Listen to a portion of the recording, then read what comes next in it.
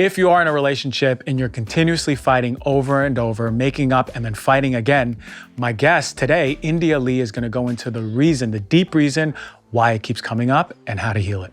Let's get into it. When it comes to our own spiritual healing, our relationships, partnerships, one of the most powerful ways to heal spiritually.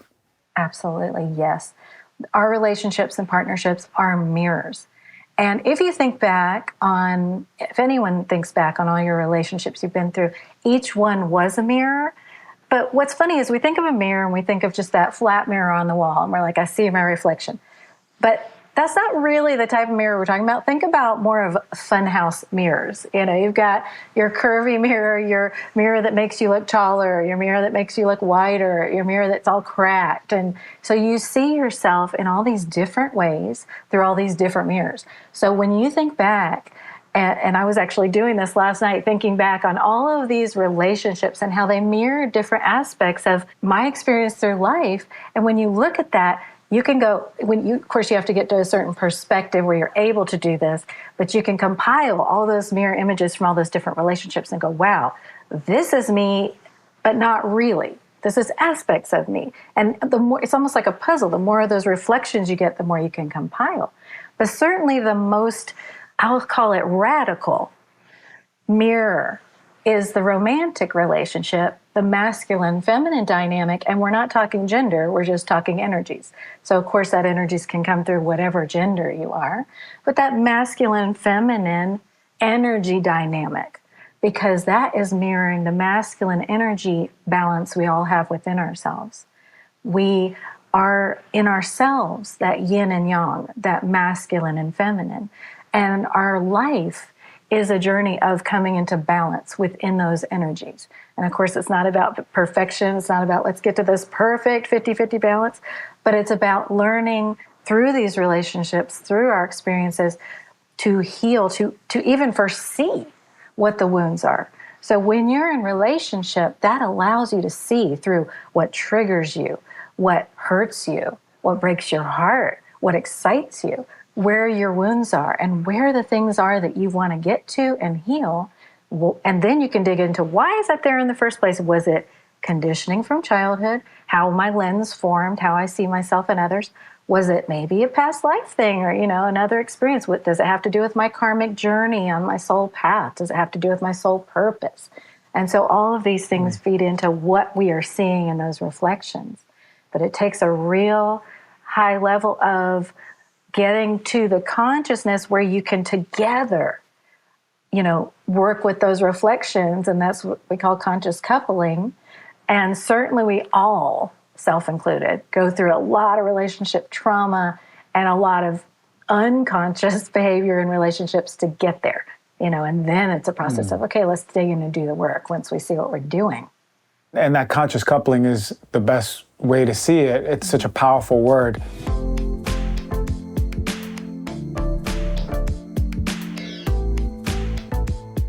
Let's talk a little bit about something that I do for my health literally every single day, and I mean that.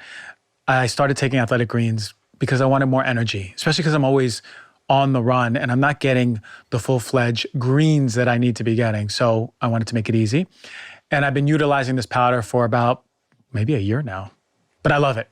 Athletic greens doesn't taste like all of those green powders that you eat, and they're super duper healthy tasting, and we equate the healthy with the dirt and the barky flavor, right? The earthy flavor. No, this one has a mild tropical taste, and I look forward to it every morning. So what's in it? With one delicious scoop of AG1, you are absorbing 75 high-quality vitamins and minerals, whole food source, superfoods, probiotics, adaptogens to help you get your day started right. AG1 supports better sleep and recovery and also better mental clarity and alertness.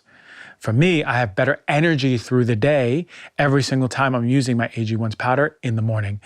And I feel like I'm satiated, at least until lunch, and then I get going again.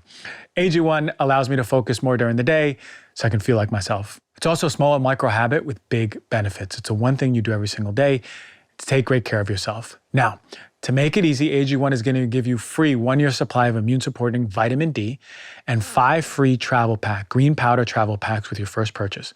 All you got to do is visit athleticgreens.com/heal-thyself. Again, that's athleticgreens.com/heal thyself to take ownership over your health and pick up the ultimate daily nutritional insurance.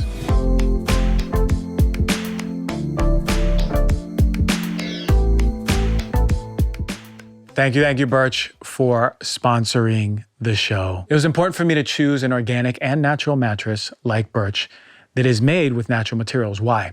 Because I can sleep easy knowing that I'm avoiding all the harmful off-gassing that is part of the manufacturing process, and it stays there for the life of the bed. The thing about BIRCH mattress is it's Green Guard Gold certified. This is the standard.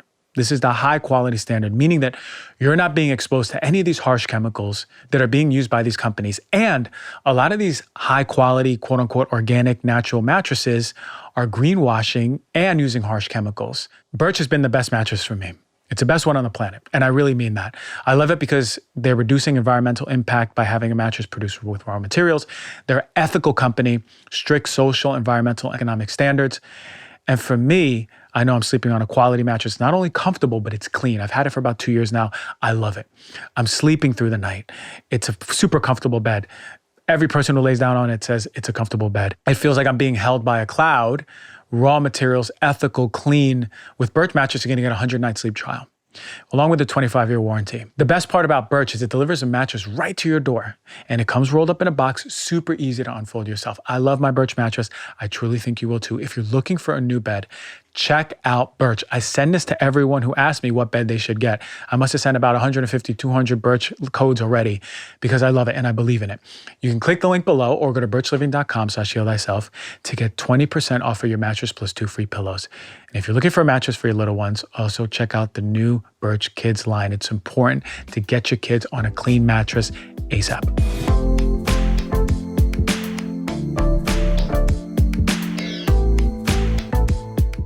Either in a relationship and unconscious about what's happening, or we're in a relationship and actually active participants into, wow, this is actually something that is very significant. And I love the vision of the funhouse mirror and them being aspects of us because it's not a flat mirror and sometimes it's not clean, straight edges, and there you go. There's just pieces or like a jigsaw puzzle. So in a relationship, right, let's say, we're in our 20s and we have really volatile relationships, all the dramas, all the dramatics, all of the arguments, all of the cheatings, all of the more arguments. And then we go through life and then we get married and we're in this relationship, but still unconscious. How do people in relationships who are in a place of unconscious feel in their bodies? What are they attracting and what are they experiencing in quote unquote unconscious coupling? Yeah. Well, unfortunately, I would say unfortunately, but it's not really unfortunate. It's for our good. That does come through pain. That comes through this cycles of suffering that we notice. It comes through where we see someone going into addiction, someone going into numbing, going into escapist behaviors. And then for many of us, it takes following that road as far as we can until something blows up in our face or the car goes off the road and we have to face, wow, this is not going to work for me anymore. I have to release this addiction. For some of us, the addiction becomes the emotional dynamic with another person. So the addiction becomes our cycle. We do this, we make each other feel this way, we make each other feel really, really good. We, do these roles for a while, and then, I'm not happy, and then we tear each other down, and the cycle begins again. And we can recognize as we feel into that, and as we feel into where's this coming from, that what is really happening is we have a couple parts of ourselves going on there. We have our heart that's wanting love, wanting to grow, wanting to expand, our soul. We have that emotional and spiritual part of us that's wanting to connect, to grow, to be one with this person. Then we have the ego mind aspect, which has the conditioning, has the lens, has the distorted mirror that we're projecting and reflecting with the other person. And that part of us can really be quite an insidious inner, I like to call it complicit party with things that aren't good for us. And the reason that is because our egos want nothing more than to keep everything the same as it is so that we will not be challenged beyond what we know we can survive. So I want to look at that a little deeper. Our egos do not want us to go past what our egos, our minds know we can survive. So if let's just say that was a very toxic dynamic as a child, then you learned, okay, I saw this in my family. I saw this type of abuse. I technically know I can survive this environment. I don't know what's outside of this environment. So if a person who grew up that way is connected with someone who didn't, then the quote unquote healthy way of being might seem threatening to the person who grew up that way because it's totally unfamiliar. And so that's why these toxic dynamics can come into play, or unhealthy dynamics, imbalanced dynamics, because what's safe to one person is a threat to the ego of the other person and vice versa. And we don't realize that ego, that mind, is subconsciously working to put us right back where we started.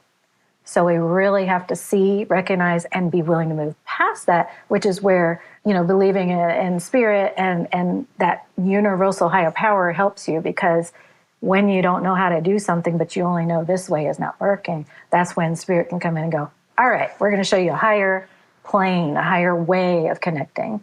And that's when you can work with a conscious partner to say, hey, let's elevate this. Let's get out of our survival mode and what we know, and let's get into something that really actually helps us grow, expand, change, and be joyful in a bigger way. And it makes sense, the familiarity and the comfort that we feel in the experience of, okay, even though this is technically unsafe and very toxic, it's the only thing that I know.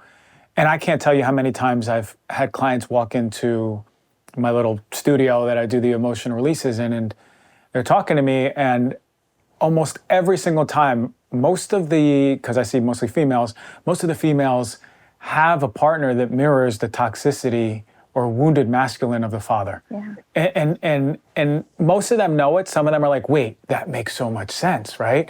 Because they're just attracting that same energy, that same experience over and over.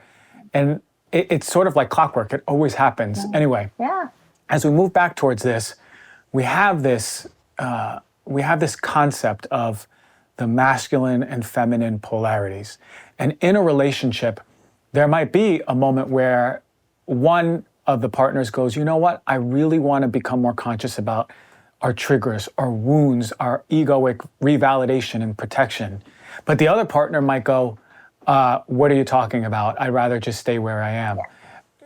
How often and how do we navigate that? Is that a moment where we go, wow, this isn't going to go anywhere. This is time to really go our separate ways, even if we've been married? Right. And unfortunately, again, that opens up a whole difficult, challenging road where you first have to come to respecting and releasing that other person on their path. So what we tend to do, especially the feminine, let's get into the feminine energy. What we're conditioned to do as the feminine is we're conditioned that if we're loving good enough, if we're doing a good enough job at being the nurturer, at being the one who loves, well, we should be able to transform this masculine. We should be able to give him whatever it is that he needs to be, all that he needs to be in the relationship, all that we think he needs to be in the relationship. And so we put it on ourselves, and that's why so much of the feminine journey is about now putting down burdens. And you see that feminine going, I'm not going to carry this anymore. I'm going to put this down. I can buy my own flowers, whatever. It's about, putting that burden down that we've been conditioned to take on, of it is your job to make your partner, your children, everybody happy and be what they're supposed to be. But the conscious feminine looks at that partner and says, wait, they're not bringing what I need. They're not going to be able to bring what I need in this situation. And I need to respect their path. Maybe they need to grow in a way that I'm not I'm standing in the way. I think that I'm helping them, and I'm actually standing in the way of them learning this lesson. Flipping around, if you're the masculine energy and you're in a dynamic where you're like, man, this feminine is just in this toxic cycle, and I keep showering love, but I keep being pushed away, or I keep being villainized, or whatever it is. until that masculine can learn you've been conditioned to rescue. You've been conditioned to see yourself as the one who should be able to save her from this distress. You know, she's a damsel in distress. You should be able to save her.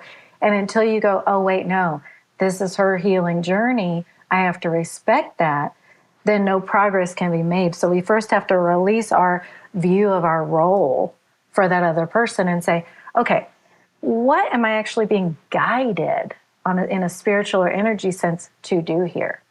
Well, me beating my head up against a wall and trying to change them or trying to help them or trying to make them expand or be however they can be is definitely a head up against a wall. Unfortunately, we have to do that for a long time before we get tired. And then we say, okay, that's not going to work.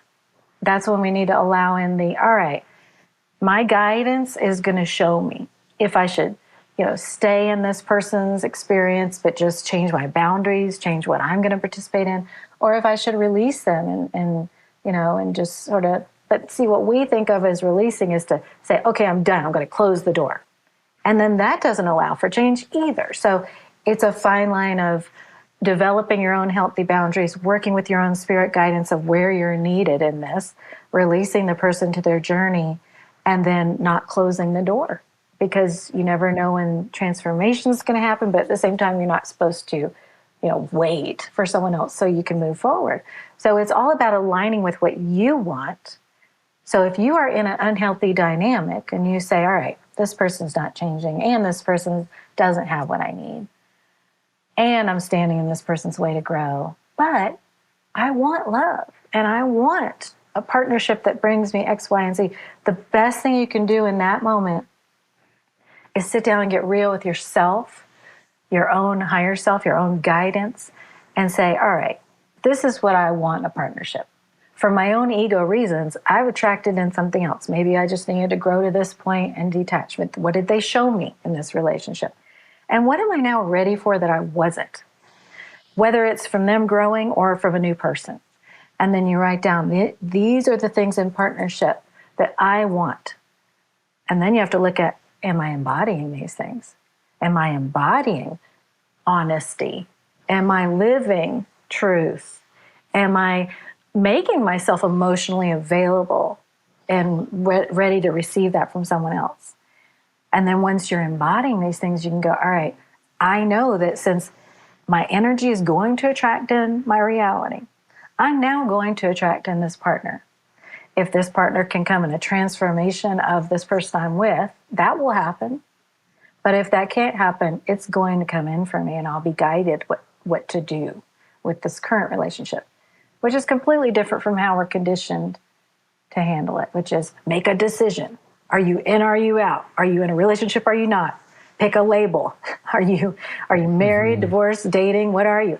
And spirit and our higher selves really don't care about those labels.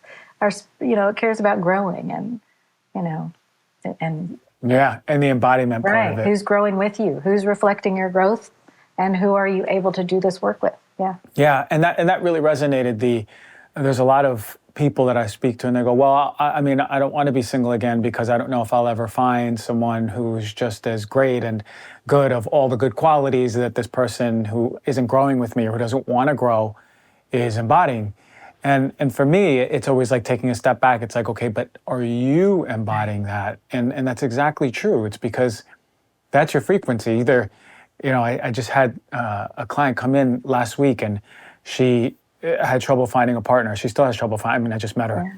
But her energy, we went through the emotional stuff, everything says close for business. Yeah. Everything. Yeah. And of course a man, especially because she was so in her masculine. There was no softness, no surrender, no flow, no creativity, no intuition, no just that subtle thing that men feel that wasn't being expressed. Right. It was literally energetically a man in a soft-looking woman, but energetically a man. This is close for business. Yeah. How often are you seeing this dynamic, and why are so many women showing up in that compensation of becoming energetically a man? Okay.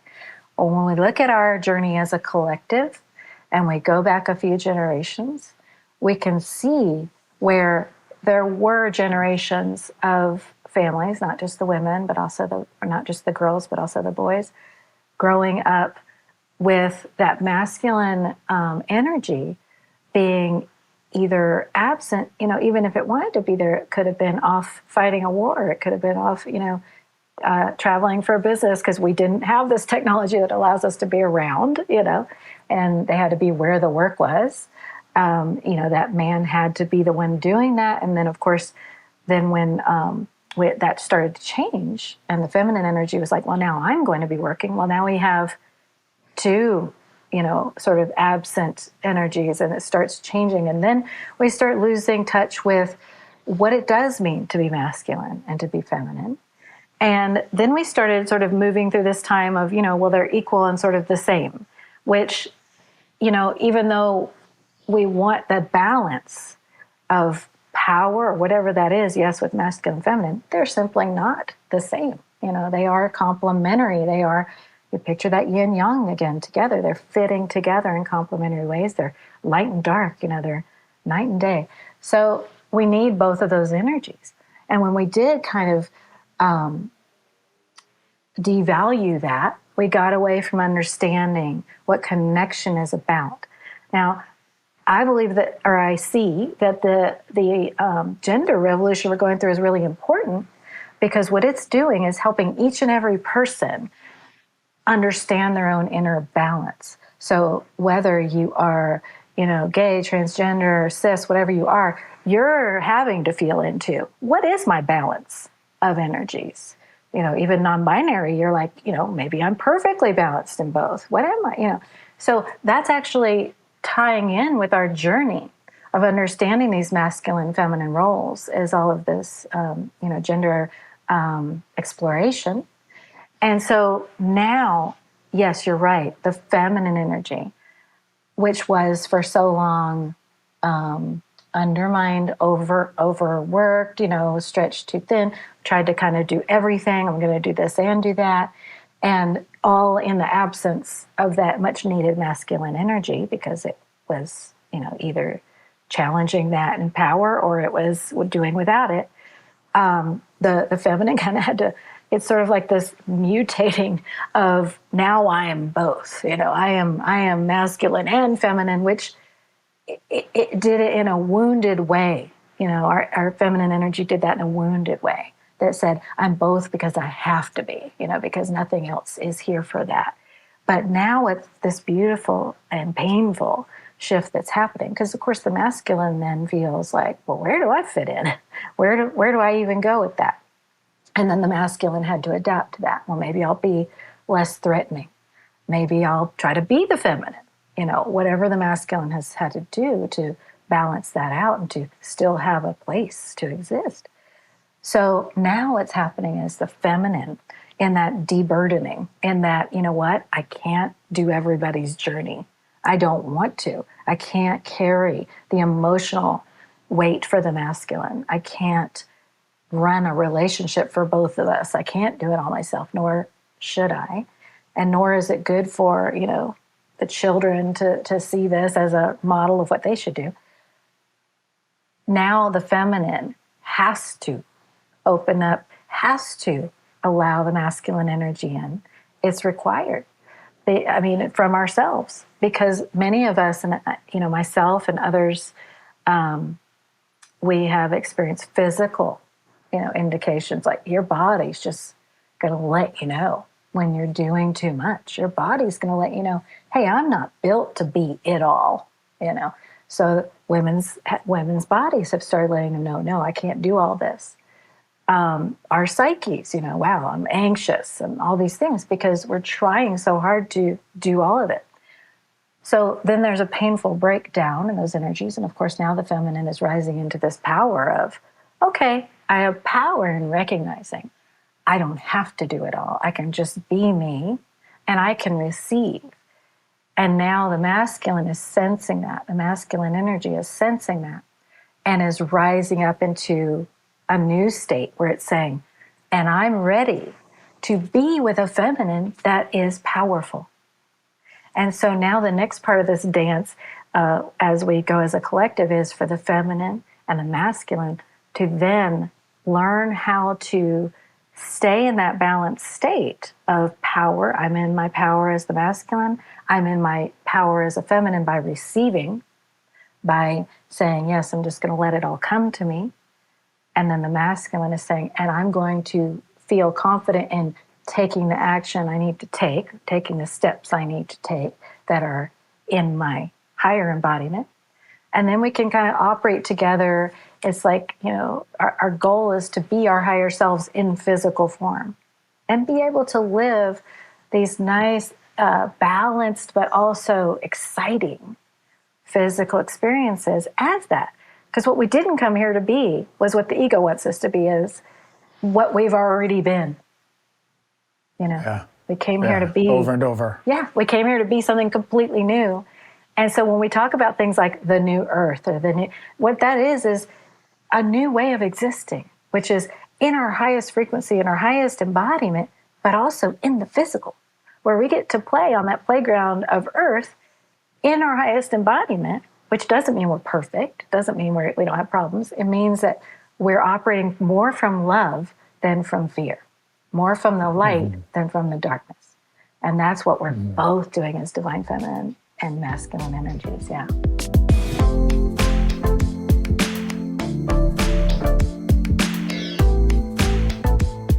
You know that 70 million Americans have chronic sleep issues, 70 million. And I'm sure at one point that was you, at least maybe for a few days, but 50% deal with chronic sleep deprivation. And like all of us, for some reason or another, probably stress, we get a poor night's sleep.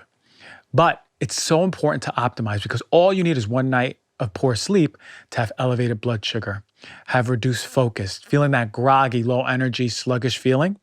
Now imagine 2-3 nights. For me, by night 3, I'm in a bad place. So one of our favorite brands here at Heal Thyself, Ned, is here with their incredible new product. It's called Shut Eye Chai. It's been inspired with over 5,000 years of ancient healing tradition and is Ned's biggest product launch to date. And I love this one. I want you to try this.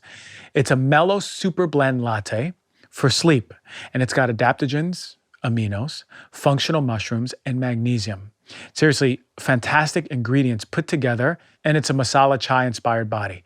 So basically what you're getting is a really nice latte a few hours before you go to sleep, sort of the wind down latte. And for me, I'm a big sucker for lattes. It doesn't just get you amazing sleep, it's got ingredients like chaga and reishi and ashwagandha that are also deeply nourishing to the body. So you're getting a ton of additional benefits, not only just for the sleep, but what you're gonna feel is a calmer nervous system. I want this to be part of your ritual, right? Turn down the lights, put on your blue blockers, get off your phone, make your shut-eye chai, sit on your couch, sit on the floor, wherever, drink it, and you're gonna notice your nervous system starts winding down, winding down, winding down. Do it before you shower, do it before you brush your teeth, and you'll notice that your sleep is going to start improving. It's made from botanicals, fungi, herbs, plants, minerals, roots, and spices, all the good stuff, and it's fully transparent. It's got all its third-party lab reports, who farms their products, their extraction process. It's the best of the best. There's no CBD in there, there's no caffeine, there's no melatonin. For me, like I said, it's part of my ritual, and it's a really important part of my night to get better sleep. So you'll notice better sleep, more calm, more relaxed, release muscle tension, especially when it's part of your calming routine. If you want to try Shut Eye Chai, my go-to for my nightly latte blend, it's going to revolutionize your sleep. You're going to get 15% off with the code DRG.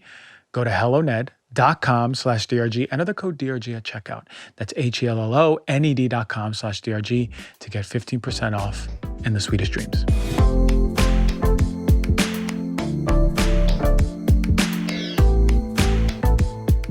For centuries, we've been doing this dance of like, who am I as a man and who are you as a woman, or whatever it is at this point, feminine and masculine. What is your energy and mine, and how does it flow together, right? And it's been an interesting experience, because a lot of my past few years has been defining how do I fit or create myself as a man, and what does it mean to be a man? A lot of questions that I've been asking myself lately. And when I think about so many men, the majority that I experience, including most of my life, has been in a wounded masculine. Men who've been wounded. Men who don't know necessarily how to step into a healthy masculine, or men who live in a very wounded masculine and overcompensating, or men who are just completely in their feminine and don't do anything, right? Why has the consciousness of men gotten here? Is it because of the experience of the feminine and it was adaptable, or does it come from family trauma, societal norms? Why are we here as men, and where are we going? It's all of the above. Yes, it's the conditioning. It's what you saw. You think about, the generations we are talking about, that many did grow up with mothers who were working, who were being the masculine. So, of course, they didn't have that feminine to connect with the way they needed to either. So they didn't see that connection from a young age either. So then you go back. There is karma involved, which means, when you look at us as a collective, you can see from Spirit's perspective where we've been. We've been for a long, long time in dominantly as a collective our masculine energy. Now we've shifted into collectively being in our feminine energy. And if you pretend like the earth is a person, you spend a long time in that masculine energy, you spend some time in that feminine energy, you probably need to spend some more in that feminine energy, and then you're going to come into balance. So what we're going to see now is the masculine continuing to nurture their inner feminine energies and their inner feminine, I want to say messages, because they're going to continue to hear messages from their inner feminine selves. And that's going to help with the healing that needs to happen of that inner masculine, because they're going to come back into contact, within. When we're talking about harmonious unions between masculine and feminine energies, again, regardless of gender, we're talking about a reflection of what's happening inside. So if you're a man right now and you say, wow, I really feel like I'm out of touch with my masculine energy. I don't know what it means to be that. I don't know how to step into that. A big part of that is going to be understanding your inner feminine energy in complement to that, and understanding what your wounded masculine needs from that feminine. So that's why right now, self-care, self-nurturing, expressing, men connecting is so important, because those are all things that only the feminine has been allowed to have. You think about the oppressed experience of the masculine. And of course, we all know about the oppressed experience of the feminine, but I'm talking about in an emotionally oppressed way, from youth, when little boys are told, literally, you don't express that, you don't show that, it is weak, you don't cry. And now as adults, if you are to step into that masculine power, that inner feminine first has to hold that little boy and say, you can cry. You can feel everything you're feeling, the pain, and you can express it, and you can nurture it and heal those wounds. And that is part of you stepping into your masculine power, because if you picture it, it's like that feminine within you nursing that wounded masculine warrior back to health, back to power. And so the real key to stepping into power as a masculine is letting your inner feminine nurture that energy, however that looks like to you, giving yourself permission, to experience those things, and then stepping into the power of, now I can be in front of the feminine and bring my healed self, my healed masculine self to that. And many men are almost exclusively living in this wounded masculine, or this not wounded masculine, or masculine at all, and just hyper feminine. Yeah. And it's sort of like teetering in between. Yeah. But you're saying that the men who need healing really need to connect to their healthy, nurturing feminine within them to hold that warrior. One of the best analogies is like an open heart with a sword on your back, right? Like a warrior with an open heart. Yeah. Right? That's when sort of like the masculine has mastered his ability, his capabilities to listen with his heart, to feel with his emotions, but also protect and lead and have directionality is such a beautiful thing. And unfortunately, few and far between have I ever experienced men in front of me who embody that energy. More so now because this work has been put out there, but most men I meet don't fall into that healthy masculine, unfortunately, but we're moving there. We're moving there. And I love the idea of, because I work with pictures in my head of seeing, you said that, and I like painted a picture in my head of like this wounded warrior laying on rocks, and the feminine version of him looks like a woman, but the same picture, but we're nursing him back to health, so we can embody our truest selves as men. Powerfully, but at the same time, just like feminine has needed feminine, like the women have needed to support women, or men holding the feminine energy have needed to support other men doing that. Men are now really needing each other. And I'm seeing that one way that the masculine is receiving healing is through the younger masculine. I'm seeing a lot of masculines showing up for the younger masculine and connecting there and, finding healing in there. But really, feminine to feminine support, masculine to masculine support is so important. So being the one to be brave, I know it's harder for the masculine than it is for the feminine to connect. Feminines can all day long be like, this is what I'm feeling, what about you? But for masculines, you do have to be a pioneer. When I see, I love seeing a masculine energy come to me for a reading, a session, or, someone like you who's like, let's talk about this. It's so, you're such a leader in ways that are so singular, so pioneering, because, the ratio of those who are willing to do that, it doesn't take a lot of, scary stuff to be a feminine and be like, hey, other feminines, we should talk about these things that are, feeling based. But for a masculine to do that is really brave and really needed. And I'm seeing that for every powerful divine masculine that steps forward and says, hey, let's connect on this. The healing that ripples out is going to be so potent. It's so potent because, that's just going to make such a huge ripple in that pond of what needs to be healed with the masculine. They have to hear it from and it makes us better fathers, right? Like, this is how we show up for our children, whether it's a daughter or a son. It makes us better fathers because the daughter is able to see what a healed man looks like, a man who's able to connect.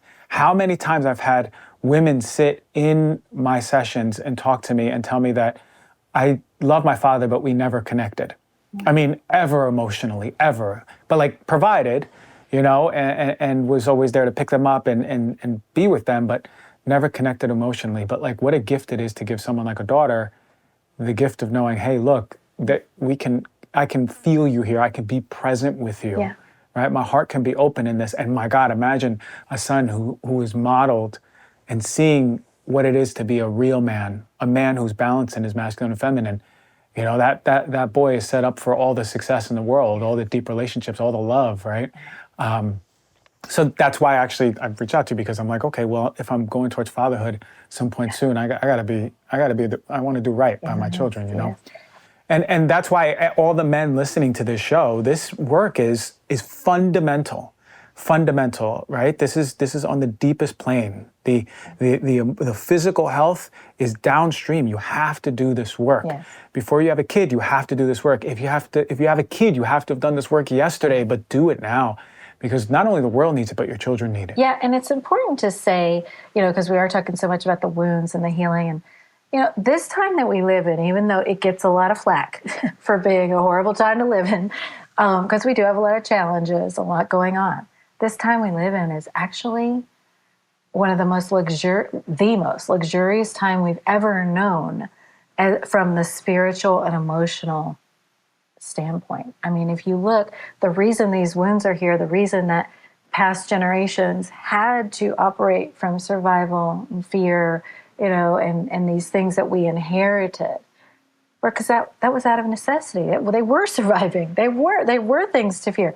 And we live in a time now where, yes, there's still fear, but we now have the beautiful privilege of getting to sit and heal through these things and talk about them and listen to them and and soak in all of this spiritual medicine to take us to a higher ground. And I'm telling you right now, the past generations on the other side are watching and marveling at what we get to do, to spend time healing, to spend time elevating, because that's certainly nothing they had the luxury of getting to do or even getting a glimpse of. So it's really exciting. And encouraging, right? For so many of us, we go, okay, we're actually in a great time, although we feel a lot of the intensity and pressure of, like sort of like that cocoon experiences where like we're just being pushed every which way, like you need to grow, it's in your body. It's encouraging to know that we're in a time like that. And we mentioned off air, there's a flow through time. And that being a construct in itself, but there's a flow through our experience of time, the linearity. What do you mean by it? Is it a seasonal thing where we're sort of more inspired to go into like the spiritual depths of ourselves, and then sometimes we're just disconnected? Is there a flow to consciousness in that sense? Yes. So we as humans are all subject to the same energetic tides. If you look at it, it's kind of like weather systems. We all have these weather systems that we live with on the planet. If we're alive on the planet, we're going to have, we're going to be subject to these climates and these systems. With energy, it's the same. We have these energies that are sometimes called ascension energies or just spiritual energies, and they come from the universe. However you look at that, whether you call it God, you call it the universe, you call it souls, higher selves. But the waves of this spiritual energy, this collective divine energy, are intended to push us and move us into different levels of growth and expansion. And they're all intended. They are moved in, very intentionally. It's not a chaotic, random thing, although it can feel that way as a human on the ground. So just like we all experience weather differently, you might be there and going, oh, it's snowing here, and I'm here and going, wow, it's warm here. We're going to experience these energies differently. So if you are, say, we're getting these energies right now of moving into the spring, and there's a lot of, you're going to see little ticklings of things that you've manifested, that you've called into your life, consciously or unconsciously. You're going to see them start to appear, start to sprout, to bud. And you're going to see little hints of, wow, this is coming in, this thing that I've manifested, it really is, and you'll see more and more of it. That may look one way for you, in a totally different way for somebody else, but it's the same energies coming through us. So working with those energies is really beneficial. That's why, when you do get an energy reading, or you do look at your birth chart or your human design or whatever it is that you look at, it's going to help you to understand how you can navigate those spiritual energies and move any blocks that you might have within out of the way and work with them, just like if you were given a curriculum, for your spirit journey. And it's really helpful. Yeah. Yeah, I love it. It's I've had my friend, as soon as you said the word curriculum, it put a exclamation mark over my head. My friends Ben and Azra, they're a couple that talk about souls and our journey here. They're big proponents of psychedelics and all this work, but they mention curriculum, soul curriculum. Yeah. And in their book, Becoming, with a Q in the middle, they talk about this stuff. And it was like really interesting to me because I was like, wow, I never heard the word curriculum. Yeah. Sort of like we experience these things and we label them as quote unquote good. We label them as quote unquote bad. But they're part of the soul experience and all for the same thing, right? For the remembrance of the embodiment of who we are in human form, as you were talking about. So it's such a beautiful gift, even to hear it in different ways, because for some people it resonates here, for some people it resonates there. Right. You mentioned a word in this last part that you said, manifesting, right? And look, 2007. I'm over here in Minnesota in dental school, and someone gives me this CD to watch, and it's called The Secret. And I remember I put in The Secret, and I'm putting on my DVD player, right? It's not even on, there's no streaming anything, and I'm watching it, and I was like, this is pretty interesting, right? It spoke to my heart enough that I wanted to follow through with it. Yeah. And I leaned into it. Now, fast forward 10, 15 years where we are now, right? 16 years. And everyone is like talking about manifesting. There's manifestation coaches. You find one in every other block in LA. And for some ways, it's been like cheapened in many ways, right? Yeah. But fundamentally and authentically speaking about manifestation, you know, and sometimes that word is even too cliche. But fundamentally speaking about that, what are the pillars? What does that even mean? And what is the power within us to create our experience? Okay. Well, it's really, you can look at it very scientifically if you want to. It's about allowing your physical reality to mirror your inner energy, which, you know, energy equals matter. You know, that's a scientific equation. It's like energy and matter are directly related. Mm-hmm. And that's what we were actually talking about with the relationship mirror thing too. It's just, you know, if I'm bringing a certain energy to a relationship, it's going to get mirrored to me one way or another. And I'm going to project out things that, you know, and they're going to see things mirrored to them. So it's the same with bringing or inviting things into our reality. It's not about focusing on something and saying, that is what I want, I'm going to draw it in. Because that will fail, because first of all, you're building in lack. You're saying, I don't have that and I want to bring it to me. And secondly, it's not about saying there's something outside of me that I want to bring to me so that I can receive the energy of it. It's about saying, I am the energy of this thing. And because I am the energy of this thing, it's going to naturally show up in my environment. It's just going to, because I am that energy. So the biggest example I can give to you of this type of manifesting at its most miraculous is that, you know, I was trying for many, many, many years to have a baby. I was like, I want to have a baby. I want to have a baby. I want to have a baby. And many years did every approach in the book, every kind of spiritual thing I could, and medical and everything else. And it wasn't until something clicked and I said instead and started embodying, I am a mother. I am a mother. And I'm inviting my child into my reality. I'm a mother and I'm just waiting. Okay, child, you show up. I'm your mother. And then it could happen, because it wasn't about the saying I want a baby, built in all of this, like, where, you know, how do I get it? And it lets the mind get involved. But when you tell the mind, hey, I'm already this, then the mind gets out of the way and your energy can come in. The only thing that ever prevents something from coming into our reality is our mind blocks. And sometimes those are built in, you know, deep, deep wounds, of course. Mm-hmm.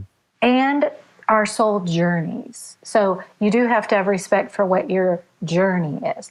But even if your journey is one that, say, you are in this lifetime are going to live a life of poverty, if you align with, I am, you know, wealthy, I am abundant, you're going to live abundantly. You're going to, you know, you might be poor technically, but you're still going to have everything you need. You're going to live abundantly because you're aligning with the ways the universe brings that into you. Because the other piece of manifesting is the releasing. That's the piece nobody really mentions. The releasing part is to say, I am drawing this in, and it's going to be this or something better that the universe has in store for me. So when you say that or something better, that takes your own mental limitation off of it. It has to look like this. So that's when you can say, you know, I might not have any money, but I want to be abundant. I want to be wealthy. And then suddenly I find myself not paying for a meal for a month, you know, and I might not have gotten $1 million check, but somehow this just kept happening because I'm in flow with the universe. So that's the true definition of manifesting. It's being that energy and allowing it to show up in your reality, because you know that it is meant for you, because nothing is not meant for you. I am that energy already. That's important to understand versus I want. The desire versus the embodiment. And I'm totally in alignment with that. And I mean, in 2007, when I saw that secret, I was like, this is interesting. And then I started just self-teaching myself some quantum physics, and I wanted to learn about, well, what is the science of consciousness? And I soon learned that there'll never be a science of consciousness, because the more we try to condense the uncondensable, the more it slips through our fingers. It's impossible. We will never understand that. With that said, I know I've had few things in my life that have been ironclad experiences where I go, okay, if I change my experience with blank, so too will my experience be different. So breaking those, and you mentioned about abundance, it wasn't only embodying that I had more money in my account back when I came out of school than was truly there, and gifting myself a green juice that was overpriced, right? But also was breaking down the stories with abundance. What is the money story back then? And we're using money just as a piece here. And I said this mantra, I love money, money loves me. I let money go, I let money grow, and I let money come back and flow. So while embodying with action the things that told my body and the world around me that, yes, I can afford, I also was breaking down the scarcity of experience that I've had growing up around money. So and the other reason, those two have been transformative. Yeah, the other reason that manifesting works so well is because you included love, which is manifestation fuel. If you're trying to manifest, but you don't really believe that you're loved, you don't really believe the universe loves you and wants you to have a wonderful experience of life, then you're going to sabotage yourself every time. But you saying, this loves me and I love it, and we're that love is sort of the secret ingredient. If you say, I'm safe to manifest and open up to everything good that's coming to me because spirit loves me, or the universe loves me, or money loves me, or whatever it is, I love me, then it can come to you. Yeah. And sometimes that's a tall task to believe it's so benevolent, because the most unconditional thing that we experience are our parents. But sometimes parents love with condition on a spectrum, right? And sometimes it could be really, really tough parents. Sometimes we have parents who are trying their best, but have so much trauma. And then that's our experience with love. So if the two people who are supposed to love me the most, how can I trust that anything else unseen even loves me more? But it's beautiful to think, because then comes faith, right? Well, and the leap truly having faith. The leap of faith is the saying, I'm going to give the universe a chance to show me. And this is where my role is so fun, because what I do is about talking to the universe, or talking to spirit, or talking to your higher self, and literally saying, hey, show me. My most given out mantra that spirit gave to me years ago is, I don't know, please show me, I'm ready, and thank you. It's just 10 words, because when you say, I don't know, it takes the mind out of the equation. You say, okay, spirit, or guides, or higher self, I don't know. My mind does not know how this is going to happen. And then the next is, please show me. Please show me how it's going to happen. I don't know. Please show me how today I'm abundant. Please show me how today, I'm receiving exactly what I'm asking for. Show me a sign. And then the third thing is, I'm ready. Because then when we say I'm ready, you'll feel nervous. You'll feel like, uh-oh, I just did something. If you really say I'm ready to something that you haven't before, you're like, ew, it's going to happen, because your inner knowing knows. And then thank you, because the gratitude flow is so important.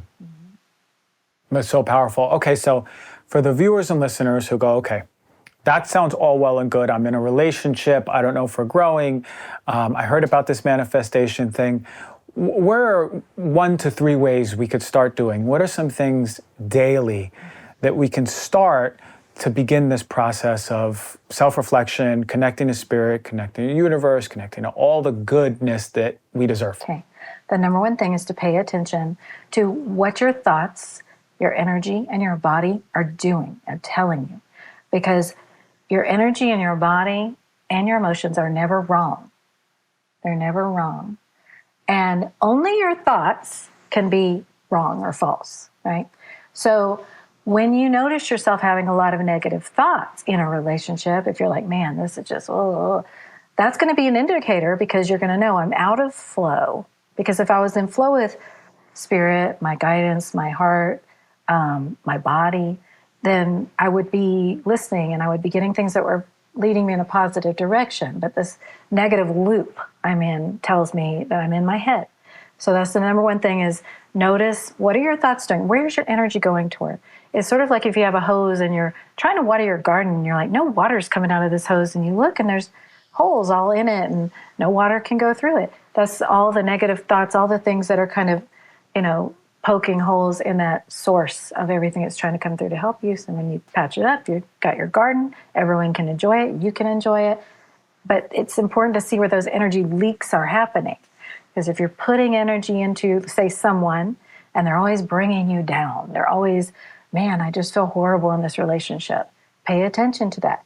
If your body is setting you alarms, like, man, I spend time with them, or I think about it and I get a headache, or I feel sick, or whatever. Your body's not wrong. Your body's never wrong. And that's a mantra I actually had to develop after years of kind of trying to fix what my body was trying to tell me. I finally developed just saying, hey, you're not wrong, body. I'm listening. What do you want me to know? Because it's your best divination tool. It's your best way of knowing what your energy's doing. And then redirecting your energy toward what you do want, and your thoughts and your words. So say you're in that relationship and you feel stuck. You can say, okay, this dynamic is not working for me anymore. I have no idea what to do about it. But I am going to align with what I do want. That's when you start writing down, this is what I want a partnership to look like. This is what I want to bring to a partnership. Then you start asking for those guidance, whether it's, just your higher guidance, whatever it is, saying, okay, please show me the next steps in moving toward this. You'll see the next steps. Maybe the next step is an argument you have with this person. You can observe, you can listen. What are they showing me for me? One of the handiest tools I have is if I'm going to have a conversation with someone and maybe we're not getting along, or I'm kind of nervous, I get fight or flight in their energy, I'll ask, okay, please show me what I need to see from this interaction. And then I'll have the conversation. Because then I can be in observing mode, and even if they're straight up attacking me or something really, I can say, all right, this is showing me that I'm not safe, in this, or this is showing me I need to change something. So really paying attention to what your own body, and then if you get into, what is my little child inside me feeling, and that, kind of gets a little deeper into inner child work. But pay attention to yourself.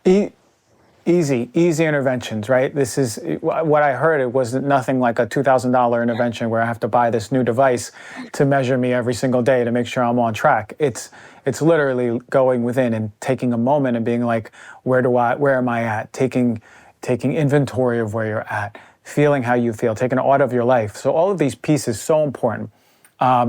Okay, so we've worked together. Anyone who wants to reach out to you, tell us a little bit about your work. Thank you. Well, I am an intuitive reader, an energy intuitive. And so when we have a session, I'm going to, or even if it's just, you let me know you want some messages and I'm going to feel into your energy. We don't even have to be looking at each other. I'm feeling into and asking what your energy is showing. So where are you blocked? What messages are coming through to help you move those? So, for example, if you are saying, I'm unhappy in my job, but I don't know what to do, I can feel into your messages around, okay, what's keeping you here? Energetically, you have this abundance block. It says you have to hold on to this, and help you to recognize what your own energy is telling you needs to shift, so you can go in the direction you want to go into. It's in the old days, readings and things like that were kind of for entertainment, like, oh, what are the messages? And ooh, that's mysterious, And now it's more, for me in my work, it's more about how can you use these messages? How can you use your own, whether it's coming from someone on the other side or a spirit guide or your own higher self or your energy, how can you use it as a tool of awareness? Kind of like the direction that medicine has gone into, understand, heal thyself, so that you can understand what's going on with you, and that's what it's about. Beautiful, powerful. I wouldn't be talking about this stuff on my show if it hasn't helped my life, if it wasn't profound, if it wasn't just bringing so much awareness and acknowledgement of things that I felt in my body. And I put my business partner onto you, my loved ones, so everyone go check it out if you want to really connect to some stuff, see what's holding you back, get some really powerful messages. It's amazing stuff. And your Instagram, your website, you have anything that we can follow? It'd be great. If you go to my website, it's got links to everything else.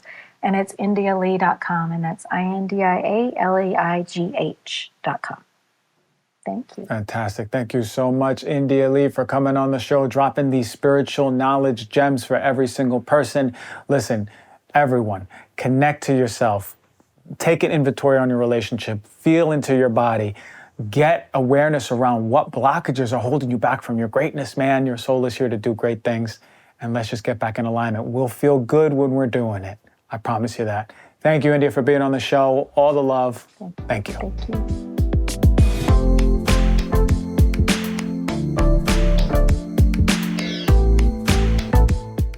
You know, breathwork has swept the nation, and for good reason.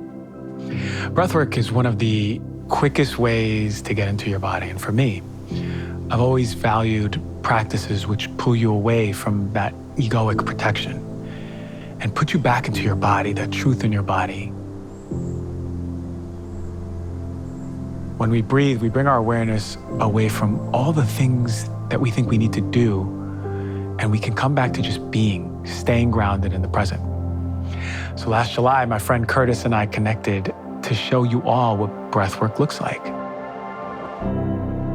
lot of you haven't even seen it yet, but it's really powerful. Kurtis led our Heal Thyself crew through a breathing experience in the beautiful mountains of Malibu. And needless to say, some of the crew were new to this practice and were completely blown away.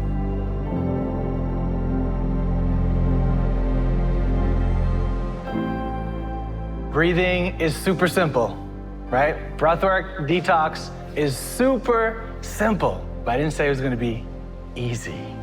But I promise you guys, the payout's gonna be worth it. Because breathwork and life are synonymous. One moment you may just feel crazy, blissful in joy. Another moment you may wanna laugh hysterically. You may just have one of the most profound, life-changing experiences that you've ever had.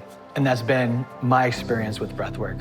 And I had a stomach pain that doctors couldn't tell me what was wrong with me for 5 years, New York to LA, thousands in co-payments. And I did one breathwork. This one technique I'm showing you today, the exact one, probably better. My stomach pain was eradicated from one session. I just realized I've been holding on to this trauma that's been weighing me down, holding me back from everything that I wanted, messing up my health, and that pain is leaving me. And when you just witness that and acknowledge that, you have compassion for yourself and you start crying. And that is what allows it to go. That's the release. If I tried to hold that in, I probably wouldn't be standing here right now. So if something comes up, right, if there was ever to be a sin in breathwork, if there were ever to be one sin throughout the entire breathing experience I'm gonna take you through, is if you begin to breathe and you feel anything, an emotion begin to arise and you feel a tickle and you push it down. We're good at faking being strong or just not willing to deal with our emotions. But I can promise you one thing, better out than in. First is physical sensations, second is emotions, the third is the brain. Your mind is gonna mess with you. It's gonna try to talk you out of having your experience. So once you start breathing in this particular pattern, you're going out of your comfort zone. And your brain's gonna be like, whoa, whoa, whoa, whoa, what do you think you're doing? I don't think so. And it's gonna try to tell you all these things, try to get you scared, right? Try to drift off, and all you do is just keep coming back to the breath, coming back to the breath. 2 breaths in, 1 breath out. And I'll show you the technique before we get going. So just know that no matter what you think, no matter what you feel, keep breathing. I'm here to guide you. You're gonna be okay, okay? You guys got this? Yeah. Say, I'm in control. I'm in control. And you guys are in control. You can speed up your spaceship, but slow it down as much as you can. Right, we're breathing into that belly, right? Because this is where our power center is. 80% of your serotonin is produced here. 80% of your immune system is here. Those are the two things, health and happiness. So we're breathing here, and then here, we start to activate something called dimethyltryptamine, which is DMT. Your body starts microdosing DMT. This is the reason why we have all these profound experiences of connections and mystical stuff that can happen. Well, you're gonna have your hand on your belly, okay? So hand on the belly, hand on the chest, lying on your back. You're not gonna wanna have a pillow behind your neck, because what happens is when you have a pillow, what happens? It closes your throat, right? You want your throat to be like a straw, right? So just like this. So I am exaggerating when you hear me be like, I'm just doing that so you can hear, I want you to hear, so you know that's a breath. But guess what? When your mouth's open properly, which doesn't feel comfortable, right? you really shouldn't hear much air, because air doesn't make any noise. It only makes noise when it hits against something. So if you're making a louder noise with your mouth, it's because you're blocking. So but before I go, when you start hearing those weird noises, right? That's when you know you just need to keep your mouth open. So mouth open, constant connected breath. You guys ready? Lie down on your back, get comfortable. At this moment forth, I'm here to serve you guys. I'm here to bring you guys through this experience that completely changed my life. Something I'm dearly passionate about. So the only thing that matters to me right now is bringing you through this experience so you can have the best experience you possibly can.